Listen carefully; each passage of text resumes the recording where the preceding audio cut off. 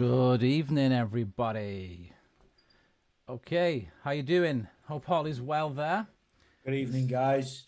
It's a moody Wednesday here, so thanks for joining us. And this is the second time we've done this. We're broadcasting from the YouTube channel for the Ableton Certified Trainers UK and Ireland. And today, as last week, we are joined by Tim, who is with me here. I'm just going to make sure that you can see us both by doing all this stuff. I'm the one-man scoring machine here. I'm trying to do all this by myself. So there we go. Like, so, ta-da! So that's his Tim, and Tim makes music with me under the guise of Lostlight. You can check out what we do. And the idea of this is I'm Simon, Ableton Certified Trainer, and on this channel, the YouTube channel, if you haven't checked it out already, there is some videos from other certified trainers, and this will expand because there are many certified trainers up and down this country, and we want them to put their work on here, the videos, their tutorials, all this kind of stuff. And the format of this show is to have look at music making, look at new features of Live 11 whilst we're here, because it's still new, it was only out last week, and also have a special guest. Now, if you've joined this from Facebook link, or one of us have pasted it to you, however you got it, you may know already that Tom Glendinning is our special guest, and he'll be on about 8 o'clock. And he's great. If you haven't seen his stuff as ELPHNT, he's a great Ableton certified trainer, one of the finest. So let's just catch up. Tim, how are you, mate? I've not actually seen you or anything.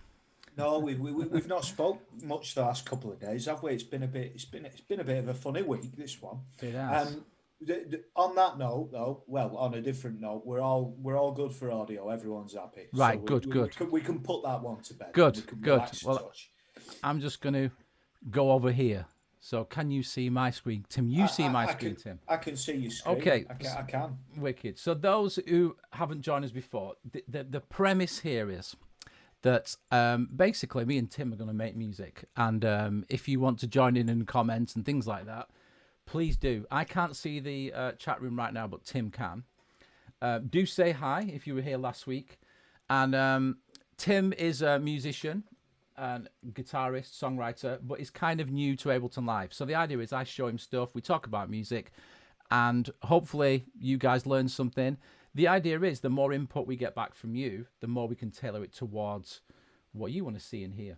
So I'm just going to show you something that I've been working on. Now, some of you may have seen some videos that I did 2 weeks ago. No, last week. It was, last week when for Live 11. They're like Live 11 tips kind of thing, but very short tips, not going into detail, just kind of quick tips. And I did this one, and it sort of spawned this track. So I'll show you how I began. Now, the first thing when I got access via the beta of Live 11 was the packs, the new packs. Now, one of them was VoiceBox. You see just over here, VoiceBox. And another one that I absolutely thought was great was Drone Lab. So, of course, I just started fiddling around with Drone Lab. Don't ask me why I've got two versions, because I had the beta. I don't even know why. So, in Drone Lab, the first thing when I opened it was this, and bowed guitar. Now, I'm a guitarist. So's Tim. That's how we started out. I clicked the preview of bowed guitar like this. I was like, oh, yeah, I want some of that. Now, so I've loaded that onto a track. Bowed guitars. Now, if you look down here, it's actually a drum rack. So if you're used to using Live, you know what drum racks are. And each one, it gives it a little pitch before. Now, if you've never used the tuner, a lot of people don't realize there's a tuner in there. It's essentially like a guitar tuner, but it's great for tuning your Moog or your synth. The amount of pissing about that has saved me since seeing that, rather than like unplugging my input cable and sticking it into my H9 or something. Yeah, man. That's what it's there for. So yeah, there's two modes of the tuner as well. You've got this kind of the guitar tuner, and there's this one where it just sort of real time. So you play a note and it tells you what it is. So that's an A, and that was an A flat. So unless you got perfect pitch, very handy. So anyway, so this is a drum rack of literally bowed guitars. So I really like this sort of sound. Just let me know what it's like for volume. I'm keeping it down. I think Really we're all moving. right. We're all good. So a little bit of a compressor on there as well, but I've just changed it so whilst we're online. But then the hybrid reverb, I was trying that as well. So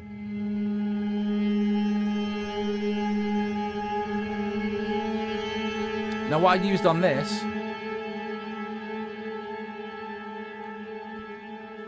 they really do drone, that's what it's called. So if you've tried the hybrid reverb already, you've probably seen this. Now when I first saw this when we had the beta, I thought you clicked it, but you slide it.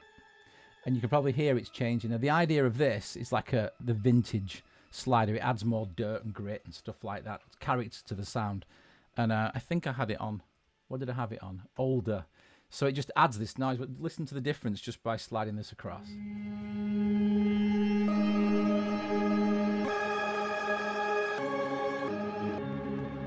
And Older's really got this crackle to it. Anyway, so as you can tell, this sound does drone on quite a bit. And I decided to use an auto pan. So this, I'm just trying to like use this a bit more creatively. So once you put this on, you get the...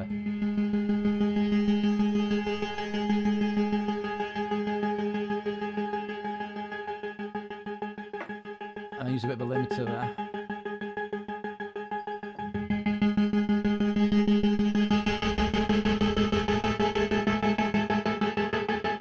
So it's pretty dark, isn't it? Yeah. So It's very dark. so I just started doing that, and for some reason I thought, right, okay, let's do something in like triple time, you know, like sort of sixes and whatever.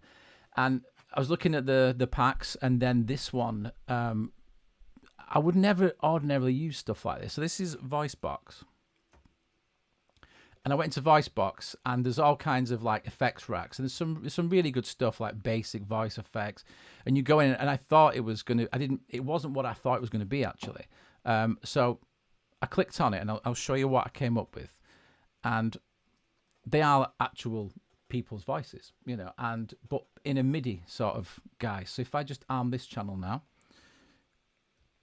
I've got lots of things solo just to keep track of where I am. So this,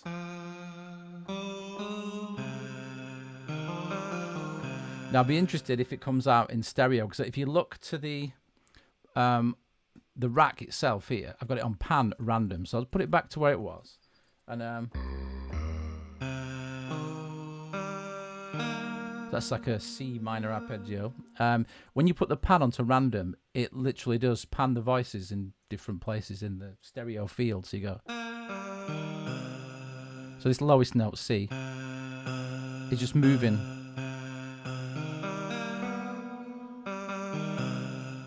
Sorry, I put a B natural on there. I don't know what that makes it, but anyway. So I came up with this idea, and I thought, right, okay, what I'll use is the scale feature, because I wanted to show that. So I made this clip here first, just after a little bit of messing around. And if you've not used this before, you can see on the left-hand side here, I'll just zoom in, you can select what key you want it in. So I'd already decided on C, and I went for minor. You can use all the same scales as you have on push. If you've used push before, you can now choose the same. And if you can set the scale and key for every single clip, so it doesn't have to be the same key for every one. So in this case, I thought I'll come up with this. So tried it, and I just drew a pattern in, because once you're in this now, if you have scale selected there, you can see the green notes are the notes that are in the key. But if you press scale, it sort of like folds or snaps to the scale. So you basically now cannot play a wrong note. So this. So that is basically C minor. And then I just played this riff. Now this is a time to explain.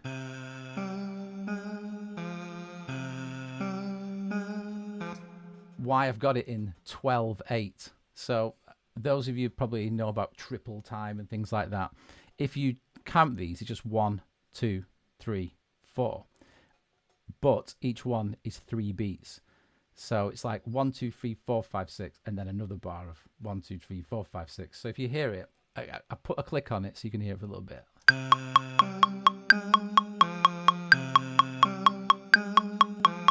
So when I play the next pattern, which you'll see why I did it in 2 bars of 6 or a 12. If you don't know what I'm on about, it's okay. But so when I did the next one, I sort of developed that even further because it's a MIDI device. So I can play this note, you know, whatever I did there. I can add. You can play harmonies. So basically, like harmonizing the notes. So if I just play this now, you'll see what I did. It's in 12/8. So if you think of it, lots of 6, but you can see, you'll be able to see how the rhythm changes. So listen to this.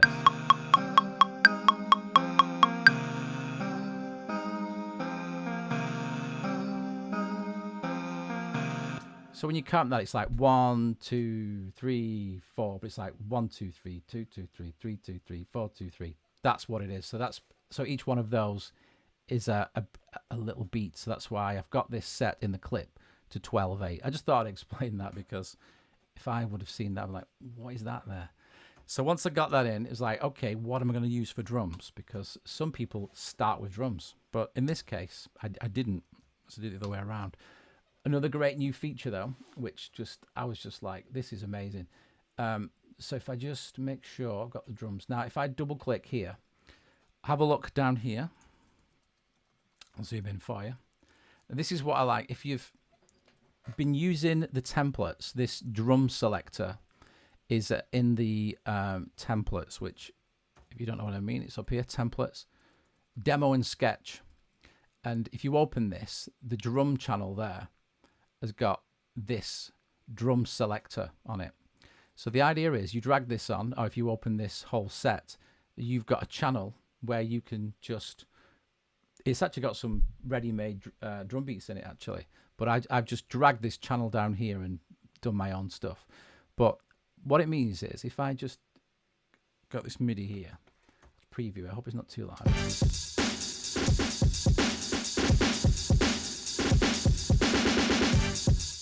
So this is the Slackjaw kit, which is the one I ended up on. But if I just hit 808 core kit here, these are macro variations. So what it's doing in this case, you've got drum racks. And if any of you are familiar with chain selectors, that's what's going on behind there. I'll go into that another time. But what you can do here is you click on one of these. So now I'm going to select, I'll just zoom back in so you can see. I'm just going to select 808 core kit. Do that, press play. Same beat, different sound. Try 909. You know, all the drums are mapped slightly different.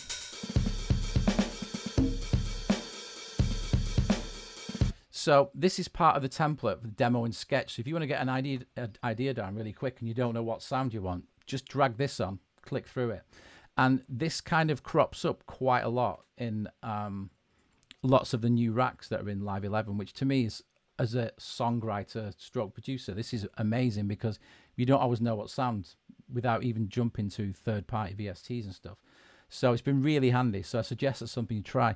And then also, this one was in the mixing and mastering section, these are all new, and I'm just still discovering these because even though I've had the beta for ages, this is kind of all new stuff.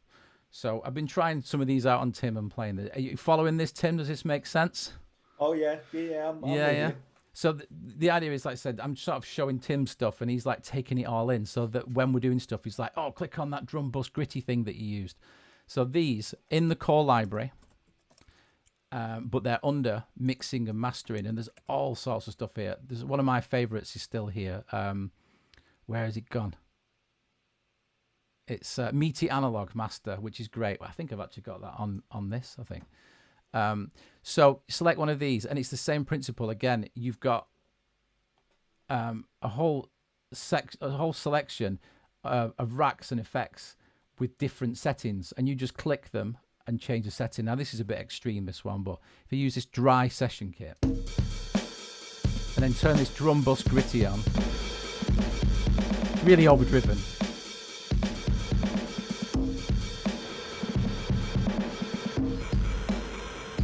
I mean, that's to get that really, really gritty. It's called full on for a reason. But these are all different, you know, things for mastering or just overdrives and compressors. But these are all like good selections of effects all in one. And you don't have to you know, dig into them too deep. Just literally open them up and just click these. But yeah, I don't really need this for the one I'm going to use. So this one, Slackjaw I use there.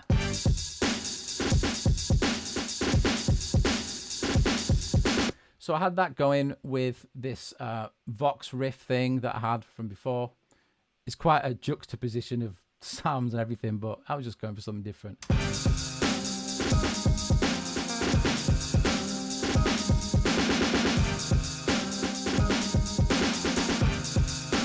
It's pretty weird, isn't it? So no, it's bang on with that time signature. Well, I say time signature very loosely. Yeah. But I struggle to kind of latch onto it until with just the drums, until you hear both of them together, and then all of a sudden it all makes sense. And you know, I like a track in 6/8. You know? Yeah, you are known as 6/8. There's a point where you were telling me off for it. Well, you know, your influence, Tim. So to break that up, I tried a bass. Now the same thing. I dragged this bass from the template thing I was telling you before, and it's the bass selector. So just to show you again my thought process, I've just gone with this. So I might not end up using this sound, but listen to the difference. Just switch between acoustic bass and you see the random button at the top there. If you press random now, the filter's changed. It's selected a different bass, drive. But I'll just flick through these so you can see. Oh.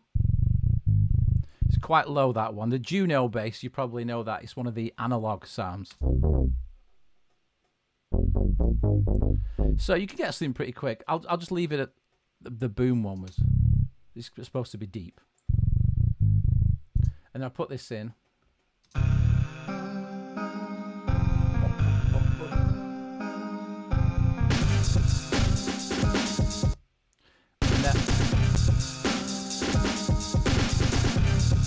And then just to make it all sort of gel together, I wanted to put it straight down the middle. So when you hear this chord change now, you'll probably think, oh, right, now I know what you were thinking of. So if I play this now, this is a C, and then I think it moves to, what is it, B flat or something? Yeah, A flat. So you'll hear the chord progression from this, but these are like a high bass line. Let me just check it. Ah, they're the straight ones, so I need to put it on where it's straighter. I've got like a... Oh, no, that was it. I'll just use a different one. It's this one here. So I made this go 1, 2, 3, 4, 5, 6, 1, 2, really strict, so it just kind of makes sense of that. And if you play that with the original Vox rig...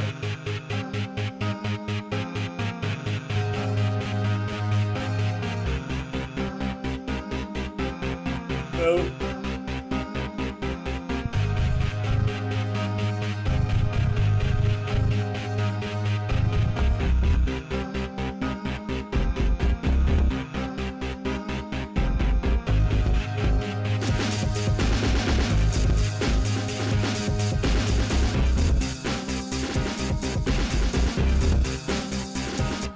It's not nice, that, Simon. Is it not nice? It's not nice. It's a bit awkward, isn't it? In the best kind of way. It's Okay. like it's dirty, that. Well, so we're going to work on that, Tim, yeah, and then hopefully I can play you when it's in a much more presentable format. But the idea of this is that if we show you something that's embryonic and just using stuff, then at least it's kind of, well, this is what we're working on. Well, not only that, you've probably got a good chance of being able to find it as a complete track in a few months' time. Well, yeah.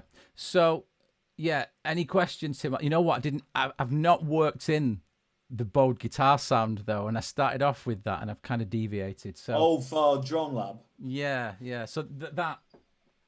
Oh, I've muted it now, because it's quite a dominant sound in it, but I'd probably use it like at the beginning or something. I know why. Because that's why I put the tuner on. Because if you look at these, it's this one. This one's in C. If you look, it's actually got the notes. And because it's a drum rack, those of you who are familiar with drum racks, once the note's in on the drum rack, you can change the note, the pitch, but you have to select it within there. So if, it's like each, you have to go into the drum rack and change settings and things to make it play. But these are actually the pitch it's in at. This one, I think it said it was C. Yeah, C bowed guitar. So if I play this one, oh sorry, I've just muted the channel. It is actually C. So that would fit with the. I'll just play it with the riff maybe there. I'll just play it with that section. So we go to the drum rack and just play this one.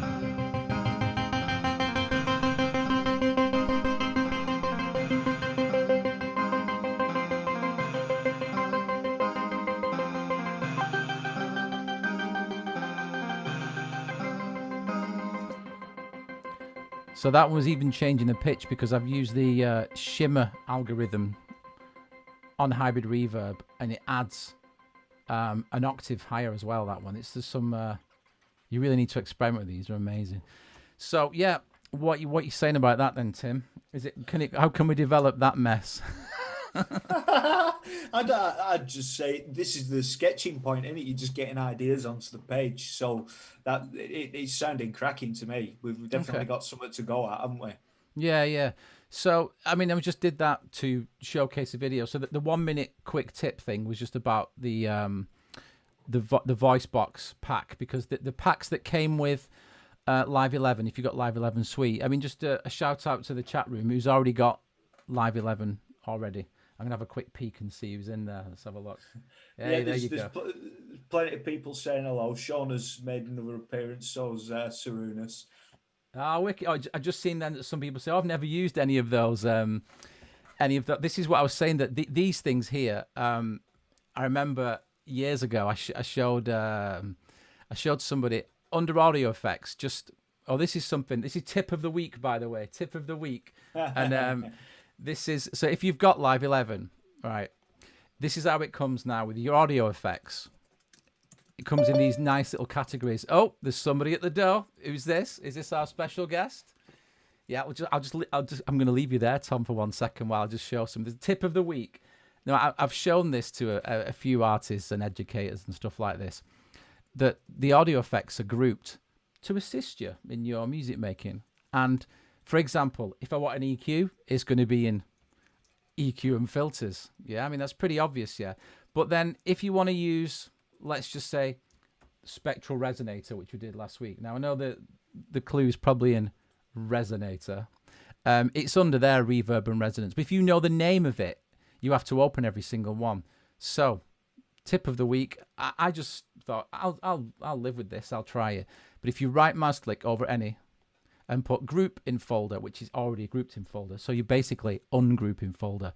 And then that is just how they are alphabetically. So if you want hybrid reverb, it's after G. And if you want spectral anything, it's there. And it also shows you the Max for Live stuff that's in there as well. So just a little tip, courtesy of Danny White that was talking to, and he was like, do you know you do that? Do that. And I kind of knew, but I'd forgot. So if you don't like the way that the new audio effects are laid out and it doesn't help you, right mouse click, boom. And now it's special guest time. So where is he? There he is, Tom. Let's bring him in.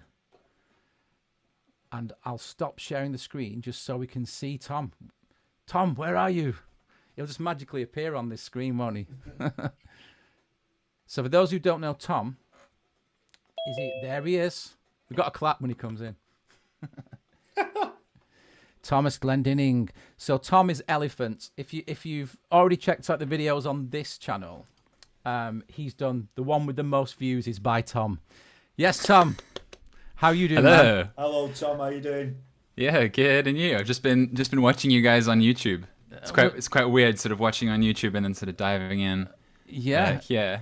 I'd like to experience that myself. I don't know what it's like. I'll host the next one, and then you can join. And you can join later. Yeah. That's not a bad idea. So, do we sound like a bunch of northern idiots?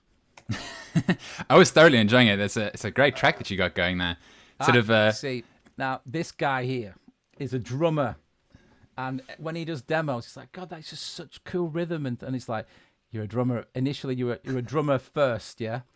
In fact, Tim, can you share screen and show Tim's certified trainer profile. Tom's certified trainer. Tim and Tom. This is too confusing, man. But yeah, At least share I'm screen. not going to forget names. So Tom is now resident in the UK for some time, but originally from Cape Town. So how long have you been in the UK, Tom? Oh, he teaches at Point Blank. That's the second CT in a row that's been a Point Blank teacher. There's like a thing going on. Well, not anymore. I don't, but I did for a while. But Okay. I've been in the UK for 4 and a bit years now. Yeah, so 4 jeez. years and a couple months. That's flown. Yeah, proper resident now. Oh, Well, so not yet. yeah. I mean, just go scroll back up, Tim. Scroll back up there. So, Tom is a very modest man, but look at these graphics. You do all this yourself, don't you? I do indeed. Oh man, that's just wow. So Tom has volunteered to make the Ableton YouTube channel, the Ableton Certified Trainer YouTube channel, to look almost as good as his. So yeah. So Tom, you've been over here 4.5 years, and you've done loads of great stuff. So for those people who don't know, and those that do, can you stop sharing your screen, Tim? Now we can. There you go. So just tell people roughly, if they don't know, what you kind of do and how Ableton Live works with you, and then I'll ask you some questions about your music. Cool. Yeah, so I do a lot of different things, but they all focus on Ableton Live. Ableton Live is definitely my life. Yeah. in a very good way. Yeah. So I do a lot of work with Ableton here in the UK, doing workshops and training, working with artists, working with user groups, things like that. For a good while, I was teaching at some institutions as well. I taught at Point Blank, I taught at BIM, but I've kind of sort of stopped doing that now. And pretty much my main focus currently is working on content for ELPHNT. So that's content on YouTube, videos, tutorials, as well as packs, sounds, samples, that sort of thing. Yeah, wicked. So, Tim, can you put a link to Tom's site? Oh, he's already there. 'Cause Already. I just quickly checked the. Can I just check with you, Tim? That I just checked the chat. Then I couldn't see that you'd pasted links in. It's just I can't see them. Are they there? You must have a delay like everyone else. They will be there. Ah, In terms of actual links. The actual link themselves. No stress. It's okay. Just checking the content's there. So, what's the best thing for people to do, Tom? Because I've signed up to your newsletter, so I know about it. Is that the best way to keep? Yeah, well, that's actually something else that kind of is something that I do. It's related to ELPHNT. Is a bi-monthly, so twice a month, newsletter that I send out, which is totally free, and I share sort of stuff that I think is cool that's happening in the world of music tech and Ableton most of the time specifically. So it'll be like free Macs for Live devices, free plugins, sample packs, interesting tutorials, just stuff that I think is useful. So it's kind of like a fortnightly sort of thing to give you some inspiration to work with for the next 2 weeks. And I'm kind of thinking of ways at the moment to expand on that and maybe start incorporating some kind of challenges or sort of little bits and pieces that can. That sounds really cool, that, Tom. Did you say that's twice a month, did you say? Twice a month, yeah. So people can find that if you go to my website, ELPHNT, but spelled kind of weirdly, ELPHNT.io. You'll see there's a little newsletter tab up at the top, and you can join that. And so you went with the one vowel. You thought you'd just go with the one. Yeah. Just got to have the starting vowel, so you're not fully hip hop then, man. You know, you used the vowel. But so can we squeeze out a top tip from you tonight? Is there anything that you could show us? Have you got anything there you can just? I mean, I feel like you're in front of your computer and you could just switch to live just like that. Yeah. No pressure though. No pressure. But I think everybody wants you to do that. Well, is there anything you want to show us? I'm gonna throw a curveball and give you a slightly different tip, which I've been sort of really loving recently. So something I struggle with, and I think a lot of other people struggle with as well, is kind of often sort of finding the motivation or finding the time to do music in kind of an ongoing way. And what I've started doing recently, which I'm really enjoying, is I've set myself a challenge of or a commitment, I guess, of doing at least an hour of music every day. So first, I've said for me, first thing in the morning, because that works best for me. So I sort of wake up and I get going with music. And what I've done, which is kind of fun, is I've set out like a number of potential things that I could do. So I could, for example, I could start a new project. I could work on an existing project. I could do some sound design. I could try out some new tools. So I've got this list. And then every morning I'll roll a dice and just randomly pick one of those things. So whether it's work on an existing project, start something new. And it's quite fun to just be like, because often I think people sit down and it's like, well, what do I want to do today? It's just an open blank slate.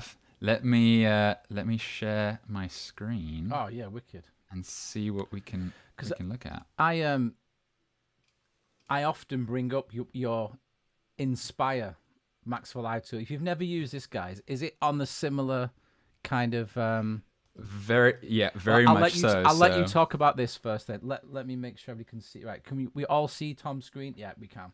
I'm trying to get rid of the extra. There's an extra me on the screen. I'm trying to get rid of it. Let me just see if it goes here now. We don't want double Simon. There you go. Right. Nothing wrong with double Simon. Well, it depends who you talk to.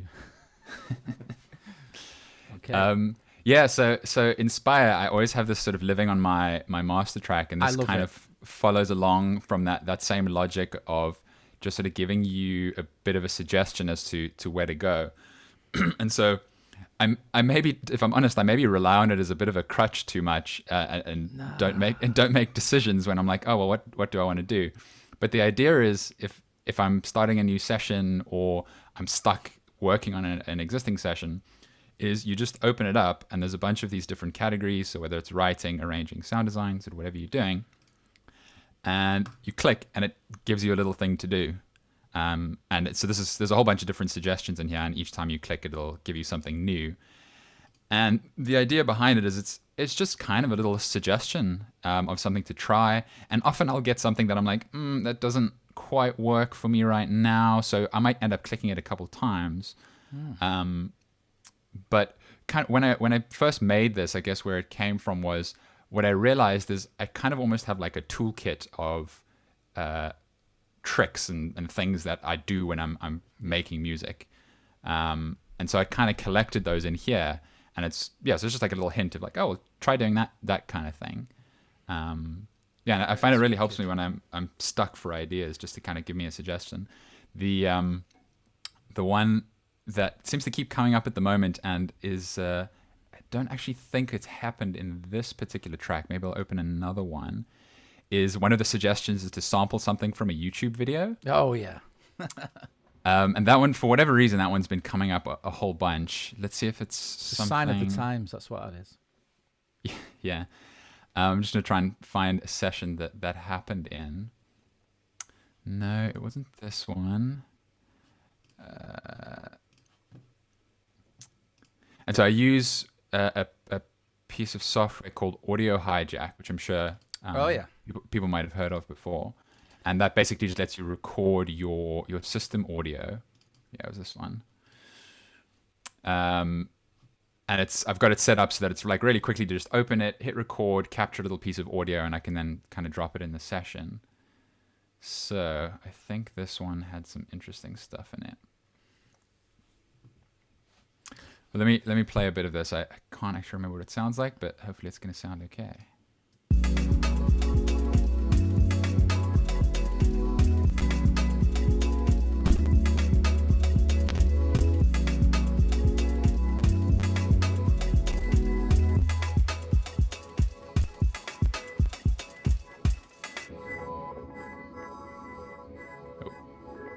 There's some other fun stuff happening over there, which we can maybe talk about in a moment as well. Yeah, survive that. I like it. Yes, just a loop at this stage. But so the whole genesis of this track sort of started from the sampling something from YouTube. So this piece of audio here is actually, if I just play a little section of it, is a really cool interview that I found on YouTube with Sun Ra. Oh, right, the music, which I absolutely love, Sun Ra, the sort of jazz visionary. So if you kind of go a bit further on, I'm not sure where it is in here, but doing what they have done. Because what they have done is possible. And the world the way it is today is results of Yeah, so it's this interview with Sun Ra, but kind of in between it's intercut with clips of the Sun Ra orchestra playing, and there were these really cool, just sort of percussive bits in there. So I grabbed a loop of that, which is...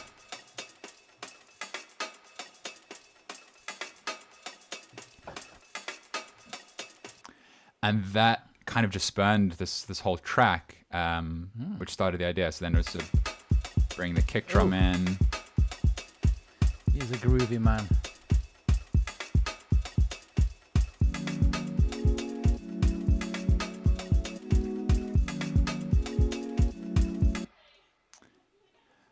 And then the other thing that I found, because this grab from YouTube thing came up twice in this track. It came up when I started, and then I was looking for stuff later, came up again.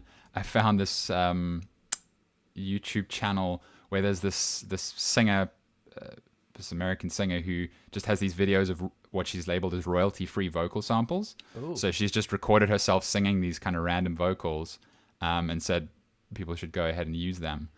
So she's called Peanut Butter. So it was just like this. Oh, I was going to ask you about this auto tuner down the bottom. Yeah. So it's just like a couple of random vocal phrases that I grabbed and started pulling some stuff out of that. Ended up throwing something into a simpler, and so you've got these kind of chords in there.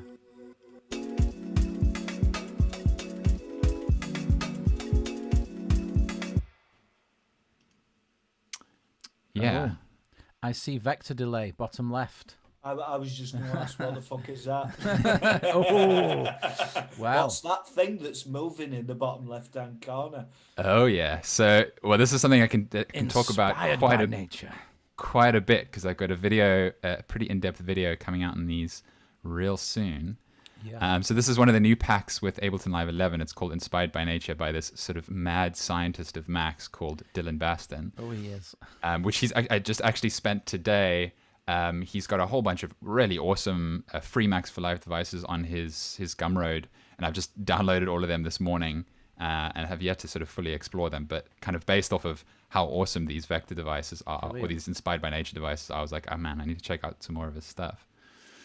But so there's a couple of these. There is, so Inspired by Nature, there are these three vector devices: vector grain, vector FM, and vector delay. And the way they work is they're essentially kind of conventional devices. So this vector delay is just like a regular delay effect. You've got your time, control, feedback. There's a filter. There's some kind of sort of more novel things, like you can repitch the delays, which is pretty fun. There's a reverse, so you can reverse the delays, which is quite cool as well. But for the most part, it's just a pretty standard delay. But then what makes it really interesting is you've got this particle simulation, and you have these 5 aspects of the particle simulation that you can map to control elements within the device. So for example, this is the left and right, or sort of the horizontal position of these particles within the display. This is the vertical position of the particle. This one is the distance from the center. This one is the sort of speed that the particle is moving at, and this one is the size of the particle. And each one of these particles, in this case, represents a separate delay line. Whoa. So there's actually 6 separate delay lines running at the moment. And each of them is sort of having their parameters affected by these controls. So I'll maybe make it less, just there's just one thing that's happening here. And I'll turn off that there so we can hear now. If I solo this.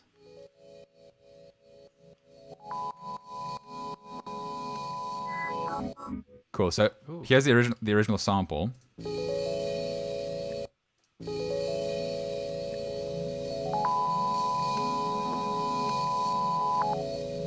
So this kind of sort of Rhodes Keys thing.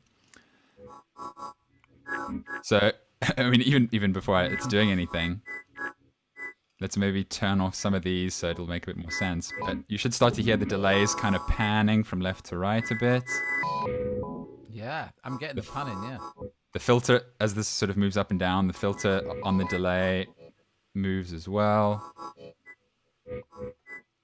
Then this is going to start to affect the pitch as it moves sort of further away from there. So am I right in saying there as well, Tom, that each one of those dials that was describing left and right movement or up and down movement, can you also, so say the far left one is on pan currently. Yeah. That drop down box, you can yeah. change it so that that particular direction that dial's controlling actually is changing a different quality of the sound. Yeah, exactly. So what I'm actually going to do is let me load up this vector grain, because the vector delay, it's quite hard to really obviously hear what's happening. This vector grain, it works in exactly the same way with this sort of 2D particle display, but it's just a granular sampler. So it's a bit easier to sort of hear what's happening. So for example, if I'll just take this sample and I can drop it in there. And now... So now if I go over and start to manipulate these parameters, I'll do them one at a time so you can really hear the difference. So now with the pan on the left and right, you'll really obviously hear as this particle moves left and right, the sound will... Oh, of course, it's going to go straight in the middle. There we go. So you can hear that it's panning there quite a bit. That's great. Filter. So now as it moves up and down... I love it. And then that is, so each particle represents each individual note. So you can play multiple notes and the particles sort of happen independently.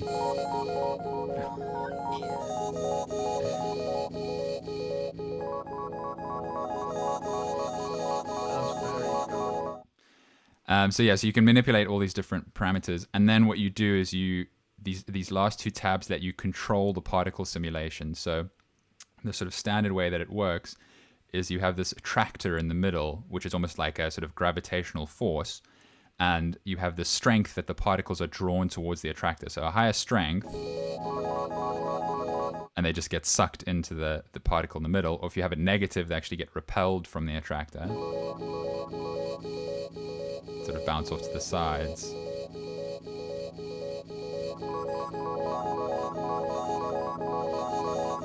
So you sort of set up this dynamic system of these particles. There's even, so you'll notice sometimes the particles are blue, sometimes the particles are yellow. So that's, in these devices, that's referred to as their magnetism. And you can use the magnetism to either, so the blue particles and the yellow particles will either repel or attract one another as well. So you've got sort of all these different forces being applied.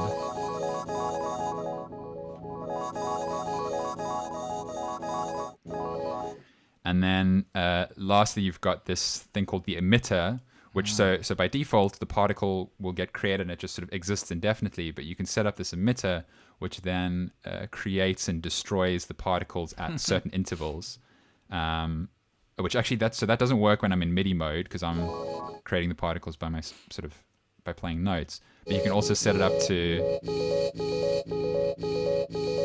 generate by itself. With this sort of grain thing. And now with the emitter, I can say I want particles to last for 1 beat, and I want a new particle to be created every 8 notes. And so it's just kind of... And then maybe I'll increase the strength so they get drawn to the center a bit more. That's wicked. Somebody just said in there... it's Shona. Shona said, great for lo-fi mixes. I'm guessing this is like perfect because of its like organic nature. I mean, the whole idea is that inspired by nature, aren't they? So yeah, exactly. I mean, the thing I've found though is because particularly for like something like vector grain, because it's sample based, it really depends what you throw into it. Yeah. So if you throw a vocal into it, you're going to get a very different result if you throw a drum loop or a field recording. But they're just really awesome sound design tools. Yeah. So the vector delay, which I was using before, works in a very similar way, just kind of for delays. Then there's also Vector FM, which is like an FM synth that's got a similar kind of thing going on. Yeah, I tried that one. And obviously Tree Tone, I tried that as well, which is nuts. Yeah, Tree Tone is like almost like a drone synth. So it generates these drones based on this tree structure, and you can set the scale to this one as well, which was kind of interesting. So quantize it to a particular scale. There you go, Tim. We can get that on our track. Cool. See? Yeah. Can it do triple time? Well, obviously, we could sidechain it to my 6/8 groove. You know. Yeah, definitely. that I love that one. Whilst you're there, could we show bouncy notes as well? Because that just. Oh yeah. I think this was the one that when I first heard about this, is that for those of you who aren't already inspired completely by what you just shown, this one to me is like, it's the notes bounce and you can affect, or you can change, adjust, whatever. It's literally the gravity of how the notes fall and the density, which is similar to the Vector one. But I'll let you carry on, man, because it's just, I think this is great. It reminds me of old video games mixed with, I don't know. Just, with physics simulations. Yeah, physics simulation. It's all about how heavy the notes are, man. Yeah, so I mean, just basically, exactly as Simon said, is you play a note. Oh, got it on the track. Play a note, and that creates this ball that will just bounce on the piano roll at the bottom.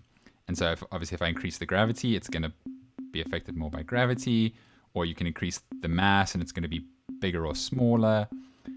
Friction is going to sort of affect how much it bounces back. So you can get really sort of organic stuff that's not necessarily synced to anything, but you can also quantize it. So you can say, I want it to only output notes at like 16th note intervals.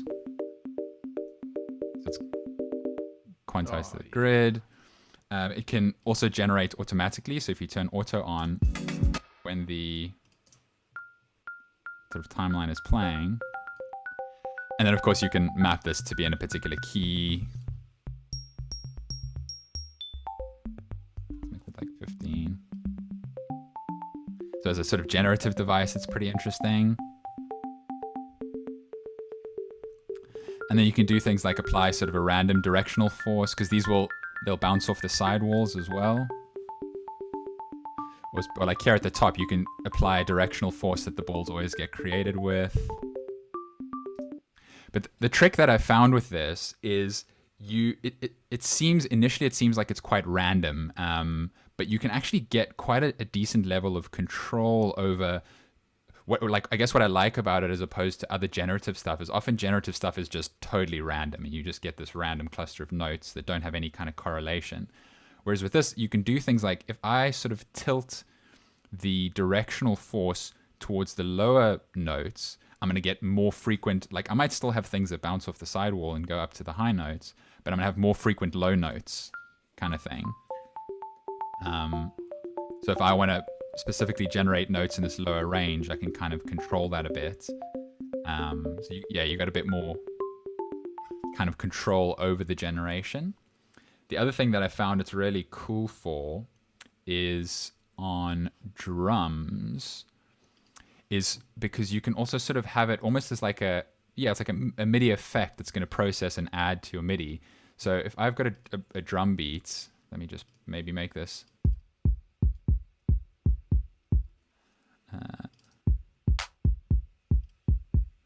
Sticking some other things here. So if I've got a drum beat, I can kind of augment this drum beat a bit if I go into drum rack mode. Oh. Let's turn this down a bit. It's sending out notes quite frequently. I forgot there's a way. Here we go. I want to turn through. How do I do this? I've forgotten already. I don't want the incoming notes to trigger. Oh, right, yeah. Do you turn the keyboard off, the keyboard on the far right? No, because that's what quantizes it to that a keeps drum it in the scale. rack. Yeah, that was it. Yeah, I've forgotten how I did this before. Yeah, I haven't used this.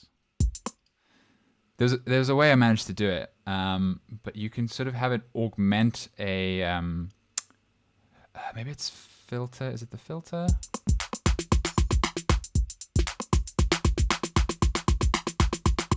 I can't remember what it is. I'll have to play around with it and figure it out again. But you can have it sort of augment an existing drum beat so that it just adds in little fills and things every once in a while. Cool. Which is quite a fun way of using it. Yeah, I'm going to try that. Definitely, that's what I've not even used the drum rack feature on it. Yeah. Yeah, so it's super. There's a lot to play with in those inspired by nature devices. They're pretty fun and pretty deep as well. Yeah, for sure. Though. So can we field some questions? So quickly before we move any further, we've got the true knob. No, I don't know whether that's through. No, I think he meant through. Through. Yeah, the through knob. No, yeah, he moved there we that. are. There we are. That, yeah. True knob. Yeah, exactly. Yeah, so some questions there, and I think Tim's already said he's going to get answered. So do you want to read them out, Tim? Because it's on another screen for me. I'm sort of monitoring. the screen. No worries. So Shona says, Tom, what was the first Max device that you built? That I built. Oh goodness, it was probably like a really simple bit crusher. That's kind of always a really good go-to for people who are learning Max is building a simple bit crusher. So if you're talking about the first Max device I ever built, it was probably a bit crusher. The first Max device I ever put out is a different story. That might have been Inspire, actually. It's the first one of yours that I use that as well. Your Notepad, I use that. Yeah, and Notepad. I think Inspire came first. I've got lots of like weird little tinkery kind of Max for Live devices that I'll build every now and then just for fun. There's kind of, to be honest, I think the first Max device I ever made, which I'll find it just because it's super fun, is so when I used to run the user group, the Ableton user group in Cape Town, and we would do raffles to give away prizes and things. So obviously being Ableton and being user groups, I wanted to sort of impress people with how cool Max was and what you could do with Max. So I built this device called the Raffler, which is a Max for Live device built sort of entirely for running my raffles. So I essentially had people sort of sign up on a sheet, put their name, and then there would be sort of a number. So let's say there was like 40 people entered the raffle, and then I could put this up and Number 33. Number 33 wins the raffle. That's me, Larry Bird, if you know who that is. Yeah. And so then what I would say to people is I'd say, well, just so I can show you that this is all legit and like it's completely fair and I'm not cheating you, I'd like open up the Max device and say like, yeah, you can see what it looks like. It's totally legit, and people would have no idea what's going on there. So it was good fun. So this might actually be one of the first Max for Live devices that I built. Well, let's just hope that people up and down the country in bingo halls and stuff are using this Max for next week, Simon. We do. In fact, that's it. When we eventually get like a full-time show and we've got prizes to give away, Raffler by ELPHNT. We're there. We'll reference the second ever episode and go, and of course we're going to use Tom's Raffler. Raffler. Yeah, now, you got to have raffles just so you can use the Raffler. Yeah. I'm loving it. Any more questions for Tom? Because we've got 5 minutes left. Because we're gonna leave on. We've got on a question time. from Anna. Anna she is.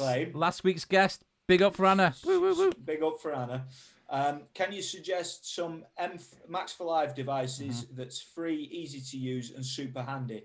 If it's yours, even better. Yes, it's yours. All of them free. Let me just quickly... the ones that come with live. Actually, yeah. Simon, because Simon asked about this one. Yeah. I absolutely love this auto tuner device. So this is in the what is it called? Pitch and time machines. Max 7 pitch and time machines, which is free, and it's basically just like a free auto tune, and it's pretty decent. It doesn't have probably as many features as the actual auto tune, but it works pretty well for just like slapping on a vocal and sticking into, or even sticking on like a loop or a melodic loop and getting it into key. So this is killer. I use this all the time. What else is pretty fun? I can definitely recommend anything by Patches. Oh yeah. Make some great stuff. This is a really cool one if you're like sort of a productivity nerd. It's a Pomodoro timer, but in live. So you can, and this is free, I think. So you basically set a length of time that you want to work for, and so you can set up how long you want to work for, and then what your break is, and you hit start working, and it runs for the time. And what it actually does is when it gets to the time limit, it automatically stops Live's transport. So even if you're like mid working, it'll stop the transport. It makes a little sound. It's like, right, you have to take a break now. Oh, and then you sort of take a break for however long. So if anyone has used Pomodoro timers, that's pretty cool. Wow, yeah. It's a really good free one. Instead of it like shutting down that aspect, could it you program one that would come up with a message saying you've been pissing about retracking these this loop ain't vocals far working, too mate. long now. Just start the next bit. If you can't do it in 25 minutes. Yeah. Yeah. No, that's cool. I might find use for that. Yeah. Definitely. But just to add, when I used to go up and down the country back in the day doing demos and stuff, that people weren't even utilizing all the free Max for Live stuff that's in there. And there was so many cool things that people didn't realize. Things like LFO, Shaper, Instant House, always my favorite, and Mono Sequencer. Somebody asked me, when will Live be getting its own step sequencer? And I'm like, whoa, mate, there was so many. You're behind the curve there. It's already just got like, one. if you want step sequencers, Max for Live, there was just so many. Even though if you watch one of my 1 minute tips, you can do step sequencing since shameless plug there. shameless plug. It's just like you've been able to step sequence for a long time if you know how. But yeah, I mean, use those as well as all these amazing things that you've got. But yeah, go and ransack Tom's site of all the free stuff. There is a free version of Notepad and Inspire as well. If you want to grab those, go do it. But yeah, recommend. I mean, obviously, I know Tom, so I've tried most of his devices, and I can honestly say you should go onto his shop and have a look around. Some good stuff, definitely. I'm going to say that anyway, but I completely, that's what I believe. There's great stuff on there. But yeah, so we're just like right towards the end now. We're going to finish up soon, and we'll probably run over a little bit, but. Somebody just says, I don't see no raffler, though. They don't see no raffler. The raffler is proprietary. It's not available to the public yet. It needs to come back in a big way. It needs to come back in a big way for sure. But I think, to be honest, I think it might actually be on maxforlive.com. If you go to maxforlive.com, I might have put it up there. Oh gosh. Where's all my devices? There it is. It's called the Raffleizer. I'm in. Right, okay. Raffleizer. So this is an old version, so I need to put the updated version on there. You double voweled on that one, Tom. Well, see, now the thing is, we've talked about all this stuff, but we need to talk about your music, your original music. And I know you've done a few collaborations, and there's a lot of stuff in the workings. But anything you can tell us what's happening? So I'm working on some stuff with Danny from Ableton, who you know. Never heard of him. Don't know him. Never heard of the guy. Nope. So we're inching closer towards finally having an EP finished that we've been working on for like at least 4 years, probably. Yeah. So we're kind of putting the finishing touches on some tracks, which is good to have stuff going there. We kind of get together every Monday, and do a session. Yeah. Which is good. Is there a name for the project? It's sort of a work in progress. We're still figuring that out, but people will hear about it when it's out. I'm sure we'll make some noise about it. Maybe even like a live performance on the YouTube channel when the time is right. Yeah, that could be cool. Well, let's do this. Let's put it in digital print right now. Yeah, sign the contract. Yeah, there you go. Well, that's going to happen at some point soon, because that's something we want to do. We want to get the certified trainers showing us their music. So yeah, bring it on. Yeah, let's do it. And then and hopefully I'll have some of my own stuff soon as well with this new sort of habit of trying to do an hour of music a day. Yeah, that's quite a good chunk. An hour. That's good. So any final questions, guys? Again, thanks for tuning in. This is only the second time we've done this, and I've got to say, Anna was fantastic. Tom also fantastic. This is really good. And I was inspired. You know, I don't know how many other people weren't, but I'm like, this is great. I like that you've really dug into the Dylan Baston stuff, because it's like, at first it's, I don't know, you can get some happy accidents, but I think you've really like explained a few things to me that I'm like, oh yeah, definitely dig into that. Any final words, Tim? I've got to say, I love the first one that we showed, which was about different ideas. So if you kind of stuck and then you click on it and it brings up a random thing. Because for me, I'm a nightmare, Tom. My problem is that my skills are quite limited in terms of utilizing Ableton, but my mind isn't. So I end up sitting here and I get stuck between trying to replicate what's in my mind or following the events that are unfolding on live as the project's happening. Yeah. And I kind of get stuck in two minds, and something like that, if I could say, right, Tim, you're being a wanker now, so you're not deciding anymore. What you're going to do is you're going to press this button, and that's going to decide for you. That'll go, no, Tim, you're going to turn the volume down, or you're going to sample something from that's a great idea. Love that. Yeah, well, check it out. I'm going to finish off here with, I hope it plays this, Tom, by the way, because I'm trying to run the thing via OBS all by myself. But to finish off, I'm going to play something that is part of one of Tom's projects that he did whilst back in Cape Town. This is the original Swimming Party. And I love this track when it came out. And Tom said, oh, this is a track I've done. It's like, this is like won awards and stuff, hasn't it? Just tell us a little bit about this. I'm going to play out with this track and hopefully it'll work. Tell us are you playing the song or the music video? The video. Yeah, I'm going to play the video, and I'm in fact I'm going to start it playing, and you can still talk over it, but then I'm just going to fade up. So, goodbye everyone. Thanks for tuning in. Tom's just going to tell you a little bit about this track, and I'm just going to play it out, and then we'll leave you to it. Thanks so much for tuning in, guys. This means a lot to us because it was all part of an experiment. Thanks so much, Tom, for coming on. You made it. Thanks for having me. It's good fun. We'll have to have you back on again. Oh, we'd love to have you back for sure. And I believe Danny White was in there, and he said, bring back Raffler.